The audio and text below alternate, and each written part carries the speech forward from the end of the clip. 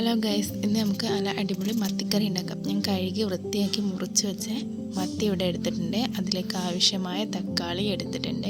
ഇനി അതിലേക്ക് വേണ്ടത് ചെറിയുള്ളി, പുതിന, ഇഞ്ചി, മല്ലിച്ചപ്പ്, സവോള, പച്ചമുളക്, വെളുത്തുള്ളി, കരിവേപ്പില, ഇത്രയും സാധനങ്ങളാണ് എടുത്തത്. ഇനി അതിലേക്ക് വേണ്ട മസാലക്കൂട്ട്: ഉപ്പ്, മീൻ മസാല, സാദാ മുളക് പൊടി, മഞ്ഞൾപ്പൊടി, മല്ലിപ്പൊടി.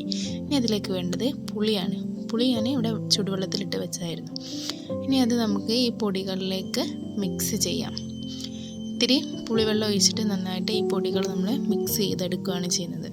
എന്നിട്ട് ഇതിൽ നന്നായിട്ട് നമുക്കൊരു പാകത്തിന് മിക്സ് ചെയ്യാം. മീൻ പൊരിക്കാനൊക്കെ ഉള്ള പാകത്തിനാക്കി എടുത്തിട്ടുണ്ട്.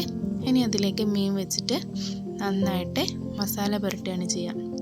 നമ്മൾ കഴുകി ക്ലീൻ ചെയ്തെടുത്ത് വെച്ച മീൻ നമുക്ക് ഓരോന്നായിട്ട് മസാല തേച്ച് കൊടുക്കാം. നന്നായിട്ട് നമ്മൾ മസാല തേച്ച് കൊടുക്കുകയാണ്. നമ്മളങ്ങനെ നന്നായിട്ട് മസാല തേച്ച് പിടിപ്പിക്കുകയാണ്. ഓരോ മീനെടുത്ത് നമ്മൾ നന്നായിട്ട് മസാല തേച്ച് പിടിപ്പിക്കുന്നുണ്ട്. നന്നായിട്ട് തേച്ച് പിടിപ്പിച്ചതിന് ശേഷം അത് ഒരു 5 മിനിറ്റ് അവിടെ നന്നായിട്ട് മസാല പിടിക്കാനിരിക്കട്ടെ. അന്നപ്പോഴത്തേക്ക് നമുക്കൊരു ജാർ എടുക്കാം. ആ ജാറിലേക്ക് ആവശ്യമായ സാധനങ്ങൾ ചേർത്ത് കൊടുക്കാം. നമുക്കാദ്യം പച്ചമുളക് ചേർത്ത് കൊടുക്കാം. ഇനി അതിലേക്ക് വേണ്ടത് വെളുത്തുള്ളിയാണ്, അതും ചേർത്ത് കൊടുക്കാം. പിന്നെ നമുക്ക് ചെറിയുള്ളി ചേർത്ത് കൊടുക്കാം. ഇനി അതിലേക്ക് വേണ്ടത് കരിവേപ്പില, അതും ചേർത്ത് കൊടുക്കാം. ഇനി നമുക്കതിലേക്ക് വേണ്ടത് സവോളയാണ്, അതും കൂടി നമുക്ക് ചേർത്ത് കൊടുക്കാം.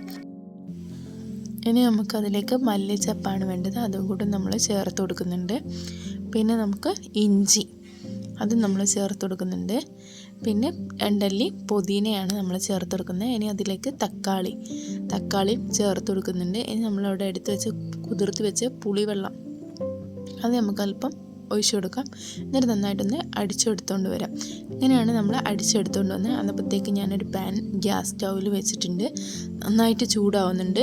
ചീൻചട്ടി നന്നായിട്ട് ചൂടായി വന്നിട്ടുണ്ട്. ഇനി അതിലേക്ക് നമുക്ക് വെളിച്ചെണ്ണ ഒഴിച്ചു കൊടുക്കാവുന്നതാണ്. നന്നായിട്ട് വെളിച്ചെണ്ണ ചൂടായി വരുമ്പോൾ അതിലേക്ക് നമുക്ക് അല്പം ഉലുവയാണ് ചേർത്ത് കൊടുക്കുന്നത്. നമ്മളതിലേക്ക് ഉലുവയാണ് ചേർത്ത് കൊടുക്കുന്നത്. ഉലുവ പൊട്ടുമ്പോഴത്തേക്ക് നമുക്കതിൽ പുതിന ഇല ചേർത്ത് കൊടുക്കാം. അതിനുശേഷം നമുക്ക് കരിവേപ്പിലയാണ് ചേർത്ത് കൊടുക്കേണ്ടത്. ഇനി അത് നന്നായിട്ടൊന്ന് മൂത്ത് വരുമ്പോൾ നമ്മൾ മിക്സിയിൽ അടിച്ച് വെച്ചതെല്ലാം നമുക്ക് ഇതിലേക്ക് ചേർത്ത് കൊടുക്കാവുന്നതാണ്. നന്നായിട്ട് ചേർത്ത് കൊടുത്ത് ഇനി അടി പിടിക്കാണ്ട് നമ്മൾ നന്നായിട്ടൊന്ന് ഇളക്കി കൊടുക്കണം. നല്ല തിക്കിലാണ് നമ്മൾ അടിച്ചെടുത്തത്. അത് നന്നായിട്ടൊന്ന് ഇളക്കിയെടുത്ത് വരുമ്പോഴത്തേക്കും അത് തിളയ്ക്കുമ്പോൾ നമ്മൾ എന്ത് ചെയ്യണം, തേച്ച് വെച്ച മസാല വെച്ച മീൻ അതിലേക്ക് ഓരോന്നായിട്ട് നമുക്ക് ചേർത്ത് കൊടുക്കാം. നമ്മൾ ഓരോന്നായിട്ട് ചേർത്ത് കൊടുക്കുന്നുണ്ട്. മസാല തേച്ചത് മീൻ അങ്ങനെ ഓരോന്നായിട്ട് നമ്മൾ ചേർത്തുകൊണ്ടിരിക്കുന്നുണ്ട്. ലാസ്റ്റ് വരുന്ന മസാല നമ്മൾ അതിലേക്ക് വടിച്ചിട്ട് ചേർത്ത് കൊടുക്കുകയാണ് ചെയ്യുന്നത്.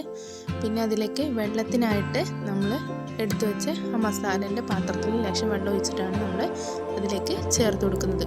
മസാല കൂട്ടിയ പാത്രത്തിലേക്ക് നമുക്ക് ഇച്ചിരി കൂടി വെള്ളം അധികം ഒഴിച്ചിട്ടാണ് നന്നായിട്ടൊന്ന് ഇളക്കി എടുത്തിട്ടാണ് നമ്മൾ കറിയിലേക്ക് ഒഴിച്ചു കൊടുക്കുന്നത്. എന്നാലേ നമുക്ക് ചാറായിട്ട് ഉണ്ടാവുള്ളൂ കറി. അപ്പം മീൻ നന്നായിട്ട് തിളച്ച് വെന്ത് വരട്ടെ. അപ്പോഴത്തേക്ക് നമുക്ക് മൂടി വെക്കാം. കുറച്ച് നേരം മൂടി വെച്ചതിന് ശേഷം നമ്മൾ കറി ഇവിടെ റെഡി ആയിട്ടുണ്ട്.